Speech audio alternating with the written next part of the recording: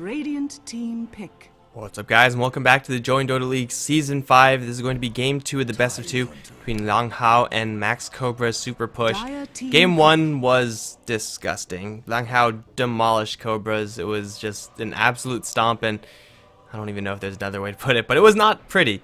Let's just say that. We do see very similar bans. Troll Warlord are going to get through this time, or going to get banned out rather this time, as Lang Hao grabbed the Tidehunter. Was pretty good to them in the last game, so they should probably just look to grab heroes that they're comfortable with, and that looks like it should just be just enough. As Max Cobras, they need to pull something weird out of the hat. They need to do something different, as what's maybe last game was comfortable heroes for them might not be good enough. Vengeful Spirit, Faceless Void, a decent start for whatever strategy they really want to go for. But yeah, I don't really know if that is going to work out, because last game was such a stomp. It was just brutal to watch. But either way, this is Game 2. I'm Mike Loris, and I will bring you through this second game. And hopefully it's a good one. I don't know, man. Vengeful Spirit, Faceless Void is fine and everything. I feel like grabbing Faceless Void first nowadays a little bit weaker. Although grabbing him with the Vengeful Spirit is a good combination, because you protect the Void's Chronosphere. You won't really have to worry about people swapping, or your target being swapped out or anything like that. You will have to worry about Ravages, Hexes, Spikes coming in, but you can't really protect yourself from that all the time. And it's a reasonable way to go if they want to go for an Ancient Apparition as, not an Ancient, Skywrath Mage as their third pick. Then they'll have a nice little combo in that, and that's usually going to guarantee you a couple of kills, at least. You know, hopefully it's going to guarantee you a couple of kills. So Max Cobra's maybe going to go all in on this Chronosphere strategy. Maybe they're just going to sit back and be happy that they have one of the best comeback spells in the game. If you land a 5-man Chronosphere, you can make a lot of things happen, even if you are 10, 12k gold behind. Whereas for Lang Hao, they're going to grab a Lion after their Tidehunter, just grabbing a solid support hero, grabbing a pair of stunners. Seeing a Faceless Void on the other end is going to be a pretty safe way to follow up. If you have a Lion versus Faceless Void, usually you're going to be pretty happy about that. Tidehunter, and I think, no, the Tidehunter not as much as they first picked it, but definitely having a hero that you just rolled with in the last game, grabbing him again, and you're going to be pretty happy. It's actually a Zeus to be banned out by Lang Hao. Together with the Ancient Apparition and Troll and Io banned out, the global strategy is dead, guys. No global strategy. It's such a shame. Even though neither side would have a good one, they would both be really terrible. So there is that. But now Bristleback going to get the boot out. Like Max Cobras, they're going to get rid of heroes that can just go off in the Shadow Fiend, the Juggernaut, and the Bristleback. But for Lang Hao, even if they didn't have necessarily a Bristleback, they were set up so perfectly with those early game engagements that they would have gotten quite a few kills, even if it wasn't the Bristleback to actually be there. Like, you have a charge in, you have a cask, which always got almost full value just bouncing between heroes, and it doesn't really matter who's hitting during that duration, because someone's going to be dying. So it's definitely a troublesome hero to deal with, that Bristleback, but Lang Hao can definitely make some adjustments and play around that ban very well. We do see a Phoenix now being picked up by Cobras. Now, a pretty sick combination is Chronosphere into the Supernova, because by the time Chronosphere ends, the Supernova will explode, and then you have a whole lot of stun time with which you could just kill the enemies. The only problem is actually getting that combo off. Lang Hao now going to prioritize some more right clickers so that they could actually kill off that Phoenix egg, maybe grab some defensive tools to defend against the Faceless Void. But you know, this is a nice team fight way to go for Max Cobras, and after last game, if you load up on team fight ultimates, then you're going to have many, many more ways of coming back into a game where you are going to be falling behind. I don't really want to say that Max Cobras are going to instantly fall behind in this game. That's like kind of a downer way of thinking about this game, but they should know at this point that they are definitely a little bit outmatched as far as player skill is concerned. So hedging on huge teamfight ultimates like the Lich pickup right now, maybe a Magnus pick is the last for Max Cobras. It's pretty much another insurance way of it's a way of ensuring that you're going to be standing a chance in the game. Earthshaker, the follow-up for that Lion, so they have now 2 Lion stuns, with which they will be able to interrupt the Faceless Void's Chronosphere. Not only that, also having a long-range stun to deal with the Phoenix is going to be pretty sweet. And Vengeful Spirit swap might not be a complete bailout if you're going up against a Fissure. So If you're Long Hao, you're happy with the fact that you have 2 seconds remaining. two stunners, both of whom can function at quite a nice range, versus the Chronosphere with the Vengeful Spirit not being an option versus that Faceless Void. This is pretty much the best you could hope for. And then they're going to grab a Sniper. This is definitely going to be a much slower game from Liang Hao, as hey, we actually do have a codecaster here, I think, unless your thing is still broken. Yeah, like my freaking Skype is broken. I just had to, I don't know, reset password and everything. It just kicked me out as soon as I called you, so conspiracy? I don't know. Yeah, people, they definitely don't want to dual cast in this game. That's, the conspiracy runs real deep. No, it's like, I don't know, it's pretty strange. Like, whenever I call people, sometimes Skype just crashing. I don't know why. It's Skype. Alright, well, hopefully you are still watching the draft and everything. Everything else is working just fine. We got a Sniper pick from Liang Hao, and as I said, I was going to say, this is going to be a much slower game from them. No Storm Spirit, no Spirit Breaker. They're going to be putting on the brakes just a little bit and playing a little more of a methodical game. So let's see. At the moment I just see an Ember Spirit, but this is just my loading screen. I don't think they're gonna pick it, but now I actually see it. Yeah, Sniper and Lesh. So finally, you spoiled already what I saw on the stream anyway. Alright, so Ember Spirit, maybe not going to be the pick, but it also wouldn't be unreasonable for the Liang Hao side, as Max Cobras, they have a couple of ways of dealing with that Ember Spirit in the Faceless Void, the Magic Missile, but if they grab, hell, either Spirit right now for Liang Hao, first of all, Baby Knight did a fantastic job in the last game, second of all, just really good with what Max Cobras have. If they want to do that, they can get away with it. What are your thoughts on the Space Cow last game? I thought it was amazing. I love it. It worked out, but I think it was only really working out because the Max Cobra's bottom lane was simply outmatched. Like, that's a large reason why it worked out. Also, the Rubik was constantly just walking out of position, so the Space Cow got a lot of free early kill participations, and then you just go off from there. It's really easy to follow up from that. Yeah, and let's see what they're gonna go for. For both teams, we need a number 5, and the Germans, they actually pick up the Razor. Not so sure if that's actually, I mean, it's gonna be their tanky core, while the Faceless Void is trying to get something. I mean, that Chronosphere is either on the Titan or on the Sniper, but to be honest, like, the positioning of Liang Hao is gonna be spread out, because they just want to make sure wherever this Chrono is gonna be, they have, of course, 2 stuns, a Hex, plus a Ravage to work against it. So Faceless Void, I don't know, this is a BKB game for Void, for sure. Yeah, you're definitely going to need that, and hell, you even might want to have some of your allies pick up Lincoln Spheres, something like that, just so you're guaranteed to get that Chronosphere off. And as far as damage they can put into the Chronosphere, it's going to be fairly high, but as you said, with Liang Hao having so many answers, it's going to be hard for that combo to actually come together. And Razor, right now, like, you could expect him to go up against a Sniper in lane. That's an okay lane for Razor, but as long as Sniper keeps the distance, he'll be fine there. And maybe this is going to dissuade Liang Hao from grabbing a Spirit, and it's going to be a Brewmaster pickup after all. So this is a very, very vanilla draft as compared to the last game for Liang Hao. Yep, I definitely like it, because with that Brewmaster now, they just gave the Void an additional target they have to focus on. I mean, the Titanter, if you don't focus him, there will be a Ravage. If you don't focus the Sniper, you have someone in range that is permanently just harassing you, as in dishing out tons of damage. The Brewmaster, the same.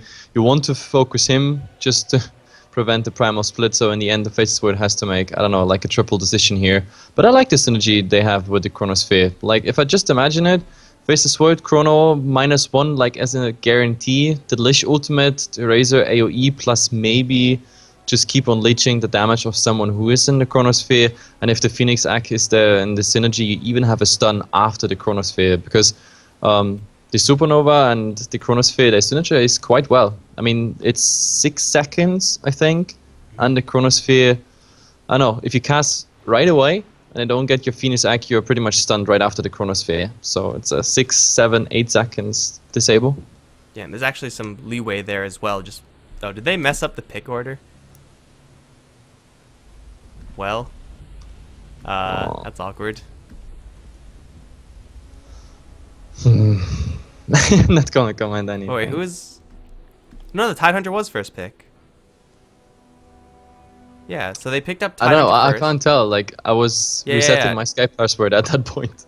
No, I'm telling you, it was right. We're good.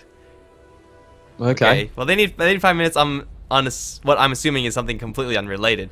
But yeah, you also have a little bit of leeway when you have that Chronosphere egg combination, since they have to get away from that point because your egg is going to be near your chronosphere, that they have to just like straight blink out or something like that. Otherwise, they have an extra 2 or 3 seconds where they're forced to run. They can't kill the Phoenix egg because they just simply don't have the time, and then the supernova is going to go off. So if they do manage to land that combination, MCSP have like what, 10, 15 seconds where Howard is going to be scrambling about. That's a lot of time to do really whatever you want. What the reason I actually jumped into this game was because not just because of Baby Knight, but like those of you who remember, Baby Knight tried to make like a comeback into the Dota 2 scene, or like in the Dota scene. It was with Meteor Makers, that project where Rise and Ace and Unicorn were in, I think, plus Baby Knight, and I don't know who else. But it's pretty much like the old Meteor Makers setup, and apparently they're still hanging around. I mean, Rise is here. Ace is officially in the roster, but now replaced with Unicorn. Jalopy, I heard him before. Plan, I have no idea. Have you any idea who Plan is? Yeah, He's a new face to me. Rise, Blan, and no, just Rise and Blan were in Basically Unknown before Basically Unknown merged with Denial. No, they were in Lions rather. Lions before Lions like got reformed with Coast. So that's where those two heroes came from. Jalopy was in Basically Unknown. Baby Knight was kind of floating around, and Unicorn has been pretty much out of the scene as far as I know for the past. Yeah, I didn't see him on any team since, I don't know, mid 2014, I guess. Yeah, something after like that. TI or so. But like, well, I feel like these guys just always end up on a team, and they always just kind of pop up randomly. Yeah, it's pretty amazing actually. I mean, sometimes you see here and there some faces in the EEL, even though I haven't seen Baby Knight there. I'm quite surprised that like in the EEL Baby Knight is not playing at all. I think I saw Rise one day. On the other side, I don't know, the Germans, I have to admit, I have no idea about the state of the German scene. I mean, there's Goomba, and now these guys here who made it in Division 2, but, like, I don't know any of them. It's, well, the only familiar name is Protalos, but this is just because it was a World of Warcraft boss. Oh, really? Yeah. I thought it was a Transformer. No. No? Nope. Yo, do you know who knows the answer? Google knows the answer. Come on, guys. Who in chat is a World of Warcraft fan? Who remembers Protalos? I see it. It's a Pit Lord, apparently. Yes, exactly. It's pretty much... It looks exactly like Pit Lord from Dota 2. It was a horrible boss because it was like a gear check. You were just standing around and just clubbing him to death. But the problem is he was... Ouch. He was really demanding on the tanks. I was a tank back then. I was thinking of Bruticus. That's the Transformer. I was close. Oh no, Protalos. This is actually good memories, to be honest, of my World of Warcraft time, because, I don't know, I was shitting my pants on this boss. Like, he was hitting so damn hard that every time he hit you as a tank, you stood there and you were just praying that your healers could keep up with it. But either way, they say ready, and now we can focus back on Dota instead of World of Warcraft, even though I'm getting kind of nostalgic right now. Yeah, I love Warcraft lore. I've never played World of Warcraft. I probably never will, but if I imagine if a Pit Lord was hitting you, it would hurt. Like, I don't know. It just kind of makes sense. By the way, how did they come up with this name, Ling Hao? Like, I have no idea. I already went over that in the last game, how I don't really know what that means, even though I probably should. Yeah. I don't know. You have like Asian roots or something. Like, yeah. I'm completely far away. Not enough. From that. I need more roots. Someone help me with my roots. I need more roots. No, but it's pretty interesting. They have like I assume Chinese name, because like all of them are Norwegian except for Jalopy, who's Swedish. So I don't know, like a Scandinavian team with Chinese name. Yeah, so it's pretty interesting how that happens. I don't know. Maybe it's some reference that we just don't get. Anyway. There's the unpause, and finally, actually, I mean, now we talked so much about the teams and the players and whatnot. Let's just introduce them and what heroes they picked up. We see a smoke already on the Radiant side. Rice is gonna play this Earthshaker. We have Unicorn on the Brewmaster, and leading, I don't know, that train is at the moment Blonde. They're heading north to the top row. Baby Knight is gonna approach the whole thing from the mid, of course, still smoked, and Jalopy is gonna be on a Titan. They're heading towards the safe lane bottom. And for the Cobras, Estriel is going to be playing the Faceless Void, maybe going to be joined by Brutalis on the Lich down towards bottom. Raze is going to be played by Vitalik towards top. It's so far looking like a dual lane of Jerry's Revenge and Pitch's Phoenix. It's a really weird smoke to, you know, pop on Hao's side. They might run to the Phoenix, who just ran to the low ground. He might not know that Blands are behind him, and he doesn't. Has an Icarus dive, is gonna have to go around, but he actually gets hexed mid-dive. Now Rise has a chance for a fissure, which will wall him off unless he completely screws up. Will actually connect onto 2. Clap is there as well. Pitch has an angle to get through there, but another shrapnel shot will kill him off. That is as good as it gets for Lion. And this is double painful because he really thought maybe I get out of here and popped this off, but the problem is sniper shrapnel, first point and 3 charges regardless of how many points you got in there, instantly interrupted, died. So he didn't just feed the first blood, he lost 100 gold on top of it, and oh, this is a horrible start, but beautiful by the Lion. The timing, I don't know if that was intended or anything, but it was just amazing. The second he started the dive, bam, you're a frog, or I don't know, a sheep or something else, but some creature, and you couldn't do jack. And also, by the time the Lion came around the corner where the Phoenix would have been able to see him, the Phoenix was already down below the steps. So Lion like came out from the fog of war at the exact same time when Phoenix lost the uphill sight. So that was pretty much as perfectly timed as it could have been for the Hao side. And I'm going to assume that was intentional for the Lion. Although in that situation, you're probably just looking to get off that hex no matter what, because you have a fissure to follow up. So no matter what, it was going to be casted. It was just a matter of whether or not it would cancel that Icarus dive, or you'd be able to kill him off through the Icarus dive. And well, it worked out very well for them. Also, by the way, I'm pretty sure the way salve works is that you need to take at the 10 damage to get that salve popped, and shrapnel does 12. So there you go. It trumps salve. That was Little Theorycraft session with Michael Loris, presented by HeflaTV. Either way, in the mid, I definitely like what Rice is doing here. He's staying around the lane and trying to harass the Razor as long as the sniper is pretty low level. As soon as the sniper is like level 3 or 4, he's gonna leave that lane for sure, because then we have take aim, and that gives Baby Knight the advantage over the Razor. Right now, they have similar range, but yeah, the first point is already in take aim, so I think we're gonna see a 1-1-1 build with 2 in take aim or 2 in shrapnel. We have to see about that. Oh, there's a fissure. Open up into Vitalik one more time. The carpet of shrapnel is going to be laid down. He has enough mana for all of it. However, Vitalik is on the run, does have boots, and the sniper Earthshaker combo do not. So oh, top. Look at this. At the same time, there's another kill on the Vengeful Spirit. In the end, the Razor actually makes it away. There was 1 shrapnel pretty much missing. He used that charge before. But yeah, at least the Vengeful is going down. So Hao is going super aggressive on 2 lanes at the moment. Well, bottom. Well, this Void is going to have a hard time. He's 6-2, while the Tidehunter is 5-2. So at the moment, it's kind of even, but it's a damn hard time. Melee versus Tidehunter is always pain in the butt. Yeah, and Lich can poke occasionally at Jalopy and try to mitigate that, but Tidehunter loaded out with 8 stacks of Tangos, or I guess 2 stacks of Tangos, let's say. So he had 8 charges total. So he was able to eat those Frost Blasts, and he will be able to eat those Frost Blasts pretty much all day long. And at the same time, when you Anchor Smash the Faceless Void, there's no chance the Void is going to kill you off anytime soon. So Jalopy, this top lane is going to be a lot harder for him, going up against 2 heroes, one of which being ranged instead of just a clockwork like in the last game. But still, it's not really too difficult. He's going to get jumped, but really with 1 Anchor Smash, now he's taking pretty much no damage. So just look at the damage. Now, but he's fine. He hits them both, and both Lich and the Void in combination barely do 50 damage after the Anchor Smash. So no, you can't get him down. And of that 50 damage, there's even something blocked by Kraken Shell, so forget about harassing the Tidehunter. Mid lane fissure will be thrown. Rise is playing a very nomadic role, and this is something we ordinarily see from Earthshakers, except from Earthshakers who have a mid laner who's going to be on the receiving end of a really tough lane. This is not really the best lane for Baby Knight, but it's also not too terrible either, given 2 points and take aim. So Shaker is providing a lot of assistance into a lane that doesn't really need his help.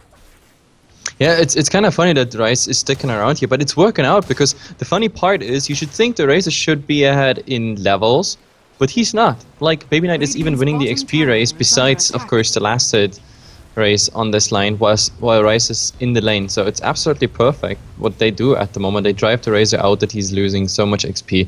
So mid is definitely won by Baby Knight if this continues like this. Just make sure not to get too close, not to get hit by random plasma fields, because that can still hurt a lot. And the rotation potential from the Vengeful Spirit up towards top, it's usually not really going to be the most dangerous of ganks, but really you'd only need a Vengeful Spirit if you're going to be ganking someone as soft and as immobile as a sniper. So he has to watch himself. If he gets a little bit too comfortable, he could go down. But Rise grabbing a haste rune, going to converge onto Vitalik, and they will eventually kill off that Razor. Now with 3 points shrapnel and boots on the sniper, Razor can no longer simply outrun that lane. Oh, but top look, lane. top there. He's going to get in a little bit of trouble. Will be dropped. The magic missile's already been used. Fire spirits will be chucked. And it looks like that will just be that. Unicorn a little bit too far away to help out the Lion, who was, I guess, just caught out of position, was probably off to the side and got caught there. Yep, and it's good that this happened actually top now, at least for the German team here, because like mid is completely lost. I mean, this is a complete disaster. Baby Knight definitely has this lane now, and we have to see top and bottom is the hope. So the Void and the Phoenix combination I've been talking about already in the draft, that's pretty much what we have to see here, that the German team stands a chance and doesn't get, I have to say it, wrecked like last game. Yeah, and, I mean, they have 1 kill, which is a lot more than they had in last game at this point, so slow and steady, man. Slow and steady. It might win the race, but it might not, of course. Bland is still up on this top lane, has an Observe Ward pretty deep in, and I don't think he was spotted by those creeps, but he's looking for a go on this Phoenix. He doesn't really have that much help here, though. However, Unicorn looks like with 1,600 gold, no, he's just going to buy a Magic Wand. I thought he was going to just straight rush a Blink. That could be pretty dangerous for MCSP, but they're going to be fine for now. Someone who's not going to be fine maybe is Vitalik over in the mid lane, where Shaker is still camping out. Yep, and well, in the mid it's getting more and more dangerous for this Razor. Now that their sniper is actually level 6, that means we just need one good Fisher, blocking him in, standing a bit in the shrapnel. He has a combination for both spells, 3 shrapnels plus the Assassinate. Top, the Phoenix just escaping on 4 HP. He got the clap off the Brewmaster. That was goddamn close. So he has to go back on base, but yeah, mid. I'm really looking forward to see this gank in the mid. I know it's going to happen soon. Well, maybe Jalapi's going to be in more trouble beforehand. He does have the Ravage, so the chances of him dying now are fairly slim. Vitalik's going to miss off of the narrow uphill, and Jalapi, though he is going to drain a lot of damage, here comes Baby Knight with the DD rune. Brutalist 2 shots going to get the kill. Now he's going to duel Vitalik with the Ravage stun cover. Baby Knight will take this kill as well. That's a double for the sniper. And Jalapi just not taking any damage from that Razor, who is mostly just concerned with keeping up with the Tidehunter. Couldn't actually hit him that many times. That's the Arcane Boots now picked up on the Tide, and Baby Knight with 3-0-1, not having to use Assassinate either. This sniper isn't really like as threatening in the mid game as like a Storm Spirit from last game, but he could still do a lot of work if you give him this much of an advantage. Yeah, and the RNG is also a bit here on Baby Knight's side. Besides, of course, having the double damage rune like in the bottle perfectly for the situation, the Razor was also 5 mana short of his Plasma Wave, which is a Plasma Field. Plasma Wave? Okay, Plasma Field. Wave. It's almost the same. Sounds almost the same, right? Either way, but he was 5 mana short. That would have been a kill on the sniper, so that would have made this whole engagement at least less of a disaster. Yeah, but instead they just walk away with a whole bunch of deaths. They don't take either the runes either, so they don't get that small amount of advantage, and even if they did, it wouldn't really be that great for them. Sniper is still just camping out on the mid lane. Have the Earthshaker coming in once more. It's Shrapnel going to be thrown. Assassination range. Not quite there yet, but now it is. Vitalik looking for a Plasma Field kill, but he will instead get his head blown off. Plasma Field upon death. Baby Knight's going to get a dominating spree. 4-0-1 on this Sniper. And Rise also participating quite a bit. Now has a Soul Ring. So this mid lane, as you said, is already a disaster for MCSP. And oh, Phoenix Sack. Yeah, up towards the top. He's going to hit and stun the split Pandas, who can't kill off the egg. But I guess no one's going to die there. Well, that was kind of a desperate attempt to get the Phoenix Sack going. I mean, because the Panda, regardless of him being hit by the flames before, attack speed doesn't prevent your ultimate. So Primal split when he saw that he's diving into it, and that's pretty much it. So that's the first Phoenix Sack completely wasted, and well, maybe even more, because look at this plan, stunning, not even going for the mana leech at the moment. He knows he's pretty low on HP, and you should never underestimate what a Phoenix can dish out. Like Fire Spirits, it really hurts. All of them consecutively hit on a Lion, that's an easy kill. I don't know exactly the counter damage, but it seems like it's some of the most. Vitalik in the mid lane is going to get solo killed by Baby Knight. That was just 2 shrapnel shots and then Assassinate to follow up. And Razor, ordinarily you would say, yeah, Razor, he's pretty tanky. Right now, he's really just not. He has phase boots, and that's it. I mean, that's pretty nice to have phase boots as if you're going to get into a man fight. But to get into a man fight with Sniper, you first have to get close enough to him. By the time you do that, you're half dead already. Yep. And to be honest, this Razor, he doesn't even need to return into that mid lane. Like, whenever he returns, the sniper can solo kill him. If there's a support and a fissure, it's even clearer of a shot. So I don't know what this Razor is just gonna do right now. Like, I don't know, maybe try go somewhere, try to gank. That's the only thing I can see at the moment for the Germans here. And this has kind of been the trend of Razors that I've seen lately. They just get absolutely raffle stomped in the early stages and they can't do anything. And which Razor as a hero doesn't really have that much in the way of comeback mechanics. Yeah, he can just drain out the enemy carry, but that takes a lot of time, and his ability to actually make good on that depends on how long you survive. Jalopy down towards bottom lane, gonna get hit with the Chronosphere. Chain Frost is there as well, which will keep him alive, albeit barely. Anchor Smash is there. He will take no damage from the Lich right clicks. Now Rise going to come in, force Brutalist out. Both the Brutalist, Lich, and SGL have to back away. After using both of their ultimates, they get absolutely nothing. Except for death. This is really bad news. Rise, like, he's so happy. He's gonna get his level 6 now. I don't know, he's having really a blast here. And I don't know, the Chain Frost and everything used. Oh, look in the mid. Sniper now a bit in trouble, of course, but well, he's laying the shrapnel, so the Razor can't follow him up. And yeah, it's absolutely enough. The Razor even getting so much damage that assassinate. Boom, headshot. Oh man, that's 2 shrapnels, no right clicks, and assassinate. Shrapnel does do quite a bit of damage if you actually sit in it, and Razor was sitting in 2 stacks for a very long time. This is really the power of Shrapnel and the power of having Shrapnel on charges. That kill would not have happened, most of these kills would not have happened if he just had 1 Shrapnel to cast. Yeah, I mean, it's 480 damage. If you sit in a Shrapnel, it's ticking every second. That's 48 damage for a duration of 10 seconds. That's 480 damage just sitting in it. And if you look at the Razor's HP, it's just, yeah. But in the meantime, the Brewmaster is getting a solo kill here on the Lich, who just died by the Earthshaker, back into the top lane and, yeah, sent back to the fountain immediately. Unicorn now going to split. Jeru trying to pick a fight with the Brew, but you don't really do that. I don't know if he has enough damage to kill off this Vengeful Spirit. In fact, he will realize that he doesn't, so he will back off. But I think he had enough mana. No, he didn't. He was 7 mana short for a clap split. Jeru's still taking quite a bit. I think this Venge is going to have to take a quick trip back to the fountain after messing with that Brew, but hey, you pull out the ultimates and you make the enemy use that to get nothing. It's not really the worst engagement there for MCSP, but still they're in a very similar situation as last game. 11 minutes in and it's 10-1. Most of these kills this time are focused into Baby Knight, which is potentially good for MCSP because they do have a Chronosphere to answer that sniper. Yeah, the Razor's just sitting at the tier 2 tower. He's like, yo guys, I can't do anything. I mean, what are you supposed to do? Buy some braces so you, I don't know, maybe survive something. It's ridiculous. Like, he really can't do anything unless the creeps come directly to him. Baby Knight, look at it. Just going for the right click. Shrapnel, so much damage here. And where's it? He got vision. There's the assassinate and boom, never mind. It actually got interrupted, but oh, there's the Chronosphere and the Ravage at the same time. Lich being super low. Sniper, oh, there he is. Unstoppable. That's good news. That's good news for the Lich, but good news for the Lich isn't necessarily good news for the team. Jeru is going to be caught by Bland. Finger of Death is there. Fissure for the kill. Vengeful Spirit down. Bland going to try to run away from Pitch. Jalopy is here to offer a little bit of Anchor Smash help.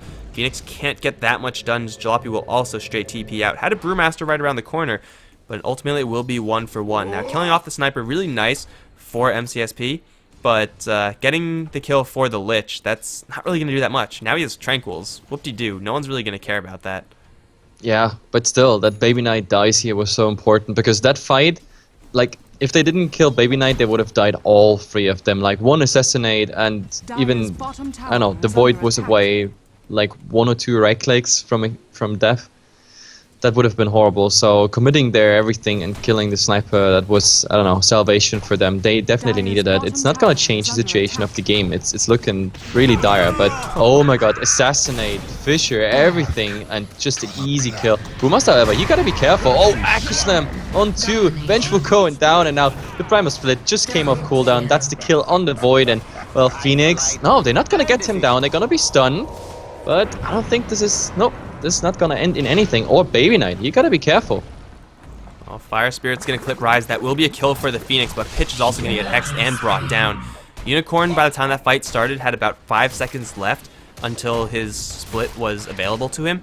And the Earthshaker, once again, it's going to be him just doing so much for the team. Echo Slam stunning the enemies of MCSP so that Unicorn can get those additional seconds to get his split off, and that let him survive. And, well, just the priority of MCSP, at this point you take whatever you can get, but they have just ignored Baby Knight in a fight, and you never want to ignore the sniper, ever, especially when it's a sniper that's this farm. Jerry's gonna get jumped by Unicorn. Assassinate is incoming, and that will be yet another kill for Baby Knight. Chalk it up. Brutalist is gonna chase forward for Unicorn.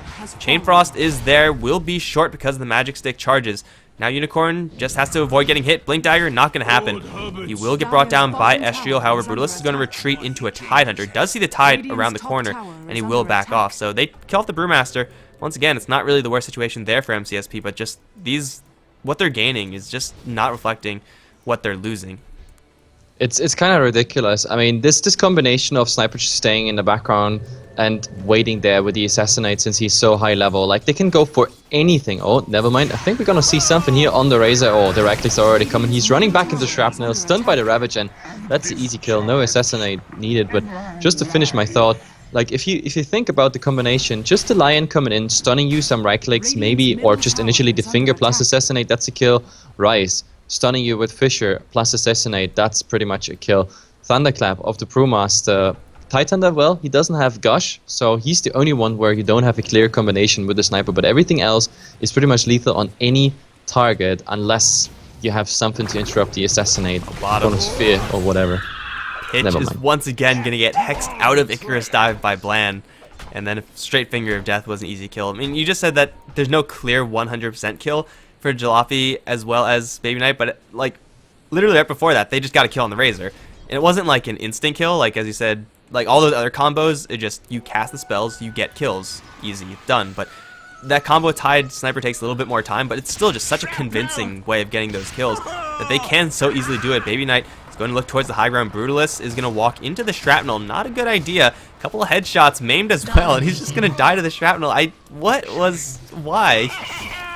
He wanted to interrupt the potential Assassinate coming out on the Vengeful Spirit, but like Baby Knight just casting the second Shrapnel directly in the trajectory of the Lich's path, and that was, I don't know, that was horrible. But look at the Brewmaster, there's the Primal Split. He wants to go for the Vengeful Spirit, never mind, she already dies to the Assassinate, and now, well, Shrapnel on the Razor, that should finish off the Razor, and even the Phoenix has to be careful. I mean, he has the Egg, but, well, he has to just dive away. Actually, he's diving in front, casting the Egg, but nobody's really affected by it. The Sniper is going down, but I think that's the end of this fight. They dove really deep for that one, how the Sniper getting kind of cut off there by the Faceless Void, and was also very, very narrowly dropped. He was trying to bottle in between those right clicks, but he didn't quite have enough. He is going to go down for the second time in this game, which is going to be an inconvenience for Hao, but man, they are still just, they have such a peak in fighting that it's not going to bother them at all. If you count the Lich in there, he got 3 kills before he went down. That's a good rusher. Even if you keep repeating that, like Baby Knight is still coming out with a lot more than the German team here can get out of a sniper kill. So everything's fine. And well, this is going, I mean, the Brewmaster is still benefiting from it. He is going for the typical build we see in the current meta, like for the Vladimirs. Instead of going for a Aghanim Scepter or anything like that, he's just, yeah, going for the right clicks besides the Primal Split. I think in this game in particular, it's going to work out particularly well just because he is an important hero for the team, not going to deny that, but it's really all about this Sniper. If you keep the Sniper alive and if you keep feeding him these kills, then you're going to be getting quite a bit. They're going to chase forward for Estriel. He's going to be shot down. No assassination needed. Baby Knight not even going to decide to cast it because of the off chance that it might be backtracked, but a very easy kill now, 5-22. And, well, Sniper is just going off, and it's not a hero that is easy to go off with, but at this point, MCSP have to have a Magic Missile and or a Chronosphere reserved for this hero. Anything short of that is not going to cut it. To be honest, I'm actually praying right now that we don't see Eye of Skadi Sangayasha build, because like that combined with Headshot, I don't know if you ever played against the Sniper who had that, but you pretty much, you don't move a single millimeter anymore. Like it's Maim, the slow, and or Headshot. You just don't move anymore. And it would be a very defensive build from snipers. Usually when we see the hero, he's often going to be playing a pure glass cannon build. Jeru's going to get jumped, and well, prompt 2 TPs. Jeru is still alive right now. The split is there. Plus Chronosphere, though. Bland is not going to get his Finger of Death off. Pitch teleports right into that. Chronosphere, or the Ravage, though, is going to be thrown. Chain Frost bouncing through. Rise taking quite a bit of heat from it. Unlucky bounces will kill him off. Brutalist, though, will get assassinated on the retreat. Split still alive from the Brewmaster. Will set up Shrapnel for Vitalik, who's going to land right into that metal, and he will be brought down as well. Phoenix buying back for that one, and GG is the call. This game, man. Yeah. The Razor, I think the call from him is absolutely justified. I mean, the rest of the team, the Phoenix and everything, they were okay-ish, but the mid was a complete disaster. You can't recover from that. Baby Knight, that sniper was just sick. Like, you don't need to wait till tier 2 or tier 3s are falling. This was way beyond GG. So, yeah, well played. Alright, so that was a quite convincing series from Liang Hao. They're going to go 2-0 up in this best of 2 versus MCSP, and that is going to conclude us for the day right now, guys. How just raffle stomping the opposition. I don't even know if there's a better way to put it. 2 really dirty games, and well, we'll see how they perform in the future from jDL5. But for right now, guys, we're done. We hope you enjoyed the cast. If you did, be sure to hit that follow button. Also follow us on Twitter and Facebook. It's both of those.com/HeflaTV. I'm Mike Loris. You can find me on Twitter at Mike Loris. He's HeflaMoke. You find him on Twitter at HeflaMoke. It's all in the title, so if you don't like transcribing what I'm saying, you could just copy and paste there. But aside from that, we will see you guys next time. Thanks for watching, guys. GG.